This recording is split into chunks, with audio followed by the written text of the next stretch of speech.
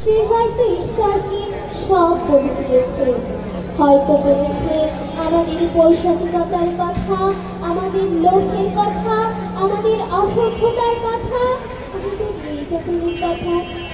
আমরা মানুষ নিয়েছি হাজার হাজার, আমরা একে অপরকে ধ্বংস করার জন্য মারণাস্ত্র বানিয়েছি লক্ষ কোটি। মানুষে মানুষে বিভেদ বাড়ানোর জন্য তৈরি করেছি নানা গোপন অস্ত্র। সে হয়তো ঈশ্বরকে সব বলে দিয়েছে, সে হয়তো ঈশ্বরকে সব বলে দিয়েছে। বলেছে সেই পাখিটির কথা যে আর আকাশে ওড়ে না, বলেছে সেই আকাশের কথা যে একদিন নীল ছিল, বলেছে সেই বাতাসের কথা যে একদিন নির্মল ছিল, বলেছে সেই পৃথিবীর কথা যে একদিন সবার ছিল। এই সবার পৃথিবীকে আমরা ভাগ করেছি ইচ্ছে মতো।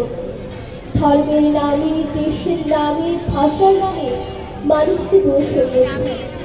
চামড়ার রং দিয়ে, গণতন্ত্রের নাম দিয়ে কেটে টুকরো করেছি আমাদের। সাগর পাড়ে পড়ে থাকা এলান কুর্তি, কারাগারে ঝুলতে থাকা ফেলানি, হয়তো সব বলে দিয়েছে ঈশ্বরকে।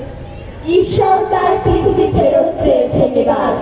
তিনি হয়তো শুনেছেন সব অভিযোগ, তিনি হয়তো শুনেছেন প্রকৃতির আর্তনাদ, তিনি হয়তো শুনেছেন সেই পাখিটির কান্না। একদিন হয়তো সব ঠিক হবে, কিন্তু আমরা কি সত্যি মানুষ হব?